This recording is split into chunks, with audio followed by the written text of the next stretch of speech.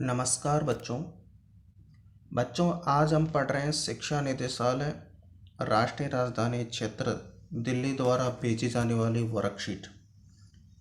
विषय हमारा हिंदी, कार्यपत्रक नंबर 7 और तिथि रहेगी 11 अगस्त 2021, कक्षा 8। विद्यार्थी अपना नाम लिखेंगे और कक्षा अध्यापक का नाम लिखेंगे।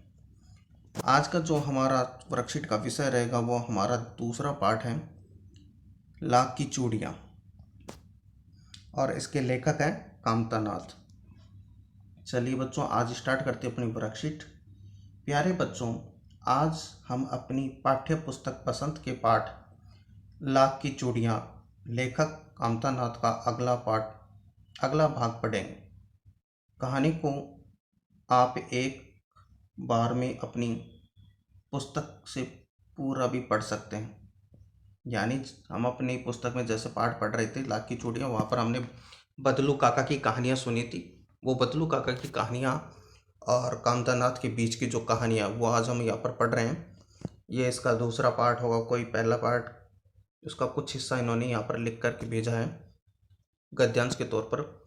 बदलू यह कार्य सदा ही एक माची पर बैठकर किया करता था। माचिया होता है एक छोटी खाट जो पुरानी थी। बगल में ही उसका हुक्का रहता था जिसे वह बीच बीच में पीता रहता। गांव में मेरा दोपहर का समय अधिकतर बदलू के पास बीतता। वह मुझे लल्ला कहा करता और मेरे पहुंचते ही मेरे लिए तुरंत एक माचिया मंगा देता।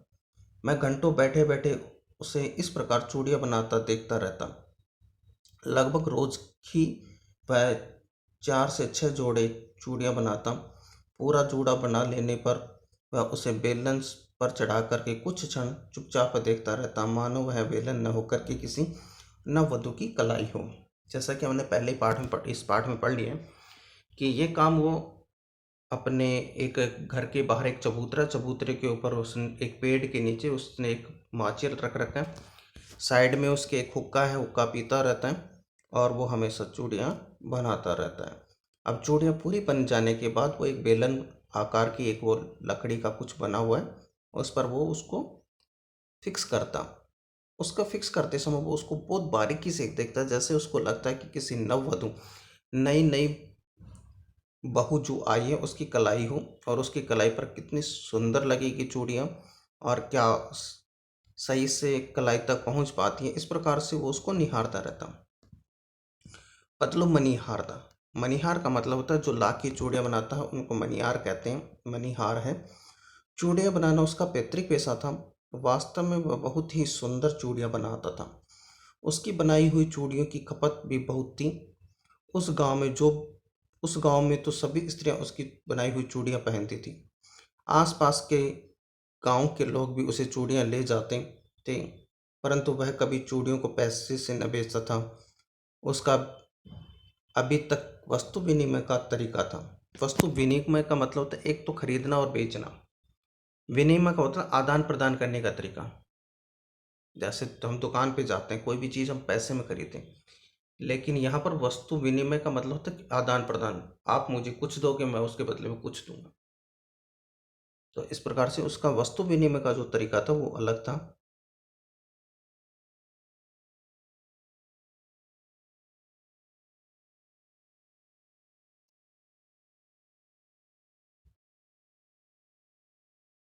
और लोग अनाज के बदले उसे चूड़ियाँ ले जाते थे।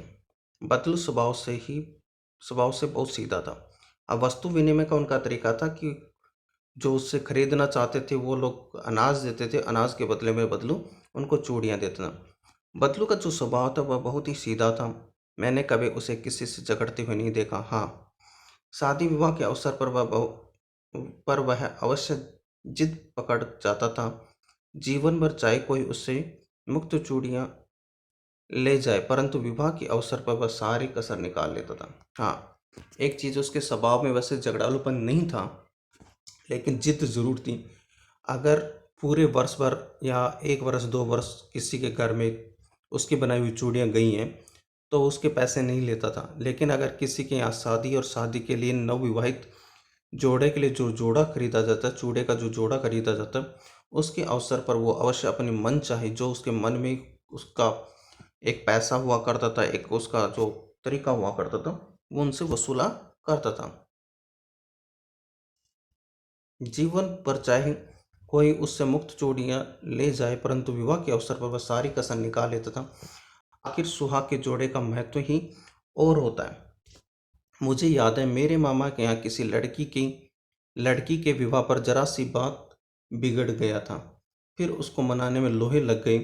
विवाह में उसी जोड़े का मूल्य इतना बढ़ जाता था कि उसके लिए उसकी घरवाली को सारे वस्त्र मिलते, ढेरों अनाज मिलता, उसको अपने लिए पगड़ी मिलती, रुपए जो मिलती सो अलग। अब कामता नाथ जो लेखक हैं वो बता रहे हैं कि उनके मामा के घर पे यहाँ पर कोई विवाह था। विवाह के अवसर पर उससे चूड़ा मंगाया गया, और चूड़ा बना मंगाने के बाद उसको जो उन्होंने मांगा वो नहीं दे पाए। उससे नाराज होकर के बदलू वापस चला गया। जब उसको मनाने का अवसर आया तो उसको मनाया गया, और मनाने में उसके खुद के कपड़े, उसकी घरवाली जो उसकी पत्नी थी उसके सारे वस्त्र, ढेरों अनाज, और उसके अलावा उसको पगड़ी भी दी गई, और पगड़ी के अलावा उसको पैसे भी दिए गए, नगद रुपए दे करके भी उनको मनाया गया। तो इस प्रकार जब वो रूठ जाता तो उसको मनाने का तरीका भी एक बहुत भारी भरकम हुआ करता, जिसको बड़े मनोबल के साथ, बड़े मनोहार के साथ उनको मनाया जाता। अब यहाँ पर आ रहे हैं अपरिचित शब्द जिनसे हम परिचित नहीं है। माचिया, बैठने के प्रयोग में आने वाली सूतली और सूती चौकोर छोटी खटिया, यानी खाट से छोटा सा होता है। पगड़ी, सिर पर बांधने का बड़ा वस्त्र। वस्तु मैंने किसी वस्तु को खरीदने के लिए उसके बदले में पैसे की जगह कोई वस्तु देना। यानी हम खरीद रहे हैं तब तो हम पैसे देते हैं। वस्तु विनिमय का मतलब हम किसी को कुछ देना और वो हमें कुछ दे। हमारे पास जो उपलब्ध है हम उसको दें, और उसके पास जो उपलब्ध है वो हमें दे। इस प्रकार से वस्तु विनिमय होता है। कहीं पर दान की हो जाती है कि आप उसको दान दोगे, दान के बदले में वो आपको दे देगा। कहीं पर जैसे किसी की भैंस है, दूध है, तो वो कह देता है कि वो आपको ये देगा, उसके बदले में आपको दूध देना पड़ेगा। तो इस प्रकार से बदले में दी गई चीज़ वस्तु विनिमय कहलाती है। चलिए पहले प्रश्न पे आते हैं। बदलू मचिए पर बैठकर कौन सा कार्य करता था? देखिए, यहाँ पर चार ऑप्शन है। चूड़ियों पर रंग करना, गहरी नींद में सोना, भोजन करना, किताब पढ़ना। तो शुरुआत का पहला उत्तर ही इनका सही है। मची पर सोता तो नहीं था, भोजन भी नहीं करता था, किताब पढ़ने का तो सवाल ही नहीं होता। बदलू एक रोज कितनी जोड़ी चूड़ियाँ बनाता? 3 से 4, 4 से 6 हो सकता है। पहले इसको आप लिख लीजिएगा, अभी हम चलेंगे वापस।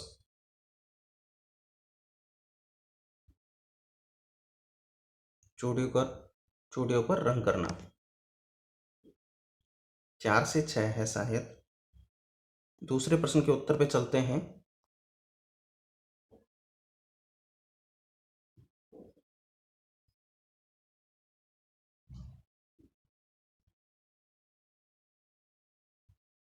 4 से 6 जोड़ियाँ, ठीक है।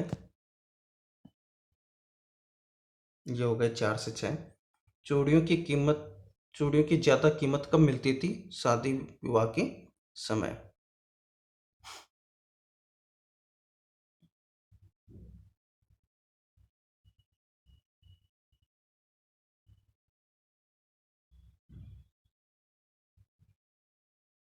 अब आपका चौथा क्वेश्चन है वस्तु विनिमय से आप क्या समझते हैं? तो वस्तु विनिमय का यहाँ पर एक मीनिंग दे रखा है, यही आपको उत्तर में लिखना है। किसी वस्तु को खरीदने के लिए उसके बदले में पैसे की जगह दी जाने वाली वस्तु, ये वस्तु विनिमय। तो ये आपका चौथे प्रश्न का आंसर हो गया, प्रश्न नंबर 4 का आंसर।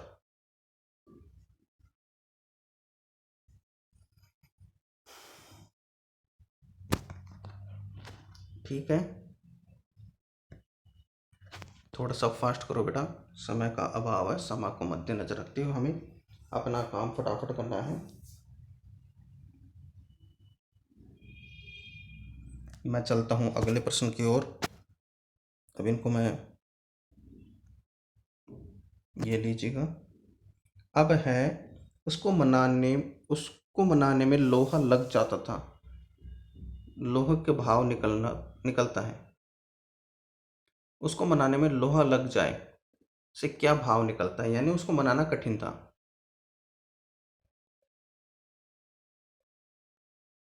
मनाना कठिन था।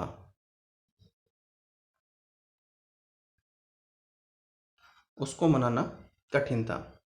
आइए एक गतिविधि करते हैं। ये आपके 5वें प्रश्न का उत्तर हो गया। आइए एक गतिविधि करते हैं। आपने कभी बचपन में मिट्टी या क्ले के माध्यम से विभिन्न प्रकार के खिलौने या आकृति बनाई होगी। उस पर अपने अनुभव लिखें कि आपने अपने जीवन में कभी भी मिट्टी के खिलौने बनाए होंगे या जो चिकनी मिट्टी होती है जिसको क्ले कहते हैं, उस क्ले के आपने कुछ बनाया होगा। तो आपका अनुभव क्या रहा, आपने कैसे बनाया, कब बनाया, क्यों बनाया, उसके संदर्भ में आपको लिखना है। ये प्रश्न आपको स्वतः करना है, स्वयं करना है। तो आज की हमारी वर्कशीट यहीं समाप्त होती है। मनाना कठिन था 5वें प्रश्न का। चलिए वर्कशीट समाप्त।